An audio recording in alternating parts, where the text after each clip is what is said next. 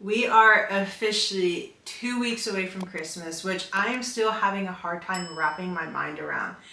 When this time of year comes, especially this close to Christmas, one of my favorite things to do is just watch non-stop Christmas movies and listen to Christmas music. One of my favorite Christmas movies has always been Home Alone. I love Home Alone 1, I like Home Alone 2, and I have not watched the rest of the Home Alones, however many there are. I think part of the magic when it came to Home Alone, especially the first two movies, was the actor who played Kevin McAllister. And that actor is Macaulay Culkin. As somebody who grew up in the 90s, early 2000s, it felt like Macaulay Culkin was the next big thing. He starred in big movies like Home Alone 1 and 2, My Girl, and Richie Rich, which are all some of my favorite movies, especially growing up. So, why are we talking about Macaulay Culkin today? Well, as somebody I personally believe could be crowned as the king of Christmas for his movies, there were a lot of tumultuous times that he went through. This past month, he just received his star on the Walk of Fame in Hollywood, which is, to me, is long overdue. But there seemed to be a resurgence of Macaulay Culkin, and I think there's an important conversation to have in regards to mental health and the early 2000s, especially when it comes to celebrities. And Macaulay Culkin, I think, is a prime example of that. So, in honor of Christmas, in honor of the King of Christmas, we're talking about Macaulay Culkin today. So, let's dive on in.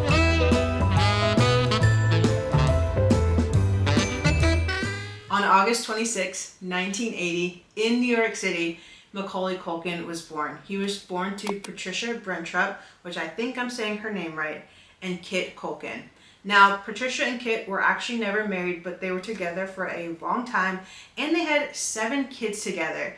Now, Macaulay Culkin is probably one of the most well-known out of all the kids, but there are quite a few who actually went into the industry as well. One of them, I believe his name is Kieran Culkin, and if you watch shows like Succession, or even if you watch Father of the Bride with Steve Martin and Diane Keaton, you may know him as well. When I was doing research for today's video, I didn't know this myself until I saw it, but I guess Kit Culkin, who is Macaulay's dad, had grown up in the industry as well, maybe doing some acting, but he never got to the degree of fame that Macaulay, or probably even Kieran, ever got to. And I think a lot of that insecurity and low self-esteem created the unhealthy parent that he was to his kids, especially Macaulay Culkin. So when Macaulay Culkin had started out, Kit was actually his manager for years. Now in 1990 is when Macaulay Culkin got his big role, which is Kevin McAllister in Home Alone. And then he got roles like My Girl in 1991, and then another movie, Richie Rich, in 1994. His career didn't seem like it could stop or be stopped.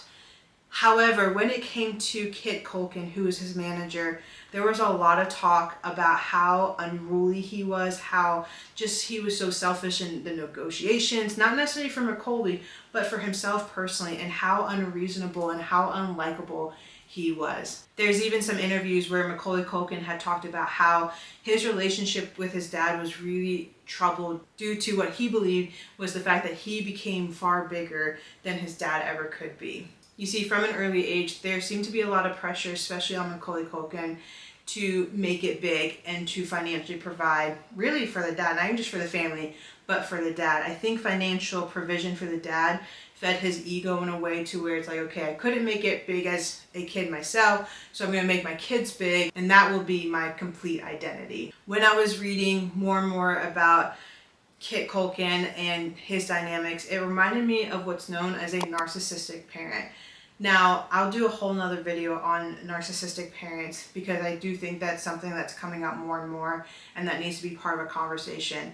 When it comes to Kit Culkin, some of the reasons I thought of a narcissistic parent are the following. Number one, a narcissistic parent lacks the ability to show compassion or concern for their own child. So their children could be struggling or stressed or overwhelmed, and instead of the parent, coming down to their level and showing them compassion or care, they're going to remain consumed with their own struggles, with their own feelings, and oftentimes compare their struggle with their kids. Another big sign of a narcissistic parent, it seemed like Kit Culkin maybe struggled with, is there's a lack of ability to take accountability in anything, in any kind of wrongdoing, in anything on his part. Again, with narcissism, there's a belief that they're never in the wrong and it's always everybody around them. Well, they made me do it. Well, it's them that did it to me. Well, I wouldn't have done this if they didn't do that. So they can't take accountability, again, even when they're in the wrong and everybody else knows it. Another big sign of a narcissistic parent that I believe that Kit displayed, especially when it came to his kids making money, is narcissistic parents are going to be super codependent and controlling. So I feel like in reading news articles and reading interviews in regards to Macaulay Culkin and his dad, Kit really had a hard time separating himself from manager and dad. He was only manager for financial gain. There was no relationship dad and son in regards to Macaulay and Kit. It was also said that Kit was super controlling with the money that Macaulay Culkin would make. Now, this also reminds me of people like Jamie Spears, who is the father of Britney Spears. A lot of these child actors, unfortunately, were under the management of their parents who in reality should have loved them and should have really been the best person for them, but in reality they took from them and they used and abused them financially, and Kit Culkin was no different. Another sign of a narcissistic parent that it seemed like Kit kind of had within him, they used tactics like fear, domination, manipulation to rule or to parent their kids. Now, obviously, when you're a parent, and I'm just assuming because I'm not one myself, but I think there's a healthy balance of assertiveness and making sure that your kid knows authority while also understanding like your kid is their own human being, and there's also love and support and compassion and empathy and all that as well. Well, it was said that growing up, Kit lacked or didn't even have any of the compassion or empathy, but he was manipulative and he was abusive and he was dominant and he was controlling, again, when it came to his kids, especially when it came to Macaulay Culkin. So I would imagine maybe using tactics like, well, if you don't get this role, then your family's going to suffer. If you don't get this role, then I won't have a job. If you, whatever the case may be. And so that is another reason that I think Kit Culkin could have possibly been what is known as a narcissistic parent. Last but not least, when it comes to a narcissistic parent, a big sign of that is when their love is conditional or even transactional. So what that simply means is, I will love you if fill in the blank. It's not I will love you no matter what, but it's I will love you if. And I think with Kit, it was I will love you or I will show you validation or affection if you book this role, if you get this gig, if you make this money, if you sign this contract, whatever the case may be. And again, I think with Macaulay Culkin, because he was the biggest one at that time, he received the brunt of the unhealthy behavior that Kit had within him. And so it created this really unhealthy dynamic between Macaulay and his dad. So moving on, it said that in 1995, Patricia and Kit actually split. They were never married, but they are no longer together after 1995. Shortly after that, at a really young age, Macaulay Culkin actually ended up taking both parents off of his trust fund, which many people assumed back then, which I remember reading this story. Many people had assumed that he became emancipated from his parents, but he has come out since then and said it was never an emancipation. I just took my parents off my trust fund. So meaning his dad and his mom, so I'm assuming his mom probably wasn't the best financially, or there's some unhealthy tendency there as well where he felt like he couldn't trust her because he took both of them off. But at that time he had just said, I can't have them on because they're using and abusing what I'm giving. And so again, that was really common with a lot of child actors, especially in the early 2000s. And I'm sure it still happens, unfortunately, today. So that's a little bit of the family dynamic that I think plays a big part into the personality or the person that we saw, especially within the tabloids. A couple other things that I think played a big part is, number one, he was really well connected to Michael Jackson, and there's a lot of thoughts and theories out there about Michael Jackson. He has always come out and said nothing ever happened, nothing ever took place. He really was a friend of mine. He's actually the godfather of Paris Jackson, who was at the honoring of him this past month. Anyway, when everything had happened with the trial and everything like that with Michael Jackson, there was a lot of pressure on him to testify and to share and all that stuff. And so I think that plays a big part into, again, some of the unhealthiness maybe that he experienced just in his life. That definitely, I'm sure, played a huge part because that was so public and that was such a hard season to go through, because this was a person that, you know, maybe it was an odd relationship, but I think they grew up in such unhealthy households, especially with both of them having really unhealthy dads. So I think they found comfort in each other in a platonic way, but it was assumed there was more because there were things out there about Michael Jackson. And so I think being that close to somebody who went through such a tumultuous time as well played a part into his mental health, and something that totally took a toll on him mentally and emotionally.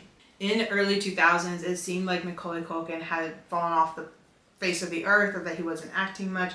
There were a few roles here and there. It seemed like the kid who was on his way to stardom was nowhere to be found except for some of these indie roles or smaller roles. And we had all assumed that he was really struggling privately, especially with his mental health. There were pictures that would come out where he looked extremely frail, extremely thin, and he did look like he was on something. Now, I do want to make a note. He has come out and said that he tried stuff recreationally, but he never became an addict, never had to go into any kind of facility or anything like that. I think he says he still smokes and still drinks, so on and so forth. So I do think it's important to say that, because there was, again, a lot of speculation that he was, strung out and just going to facilities and really struggling. I do think, though, mentally and emotionally, he was struggling, because physically you could see the struggle that he was doing internally. Now, again, I don't know what he was doing to cope. I don't know how he was coping, or if he was coping. When it comes to trauma, when it comes to growing up in a really unhealthy household, our body holds that. Our mind holds that stuff. And so when we're like kind of in this space of, wait, we're not under the rule and reign of our parents who didn't have a healthy dynamic, but we still maybe feel pressure towards our siblings, or responsibility towards our siblings, or to the people that have grown up watching us, that's going to do a mental toll on you 100%. Now, again, how he handled it or how he worked through it, I don't know. He hasn't been public about that, and he doesn't need to be public about that. He has the right to his privacy. I will say, though, from an outside looking in, purely based on, again, pictures and things that were in the news and articles and interviews, I definitely think he struggled with things like anxiety and possible depression. Growing up in the environment that he did, there's no way that he came out clean with no struggles. I also think, too, as I mentioned before, I believe that he's a deep feeler. And so sometimes when we're a deep feeler, we don't know how to process the feelings that we're feeling. And so we just kind of dive into it. So, some people who maybe are sad, deep feelers are going to go into a whole depressed state. Some people who are maybe overwhelmed or stressed, deep feelers are going to feel so riddled with anxiety that they're going to start losing weight, that they're going to start turning to things like alcohol or drugs, or outside things to try to calm them down that maybe aren't the healthiest. So I would assume, again, I'm going to assume, I'm not saying that no, but I would assume from a mental health standpoint, from a professional standpoint, there were avenues that he turned to that probably weren't the healthiest for him to cope with the loss of relationship with his parents. And then in 2009, Michael Jackson passes away. That was a friendship that he had treasured. And so there were so many things that were happening to him that, of course, mentally and emotionally is going to alter his brain chemistry, is going to alter how he functions for a while.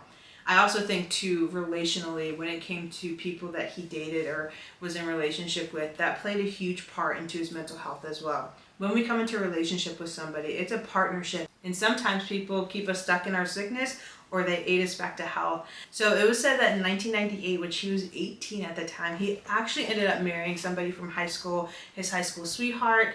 Unfortunately, it only lasted about 2 years, and they were divorced a couple years later. And then he was notably in a relationship for quite a few years with the one and only Mila Kunis. Now, I don't know much about their relationship. There's not a lot on their relationship. But they were in a relationship for quite a few years. And to me, once they had broken up, there were some pictures and stuff that had come out where I just was like, man, my heart hurts for him, because he might be okay, but there's just something that doesn't look okay. And I actually just recently read, which I don't remember reading this when everything had happened with them, but she admits, I ended it, and I ended it in a really wrong way. So I don't know if that was cheating. I don't know if she had already moved on to Ashton Kutcher.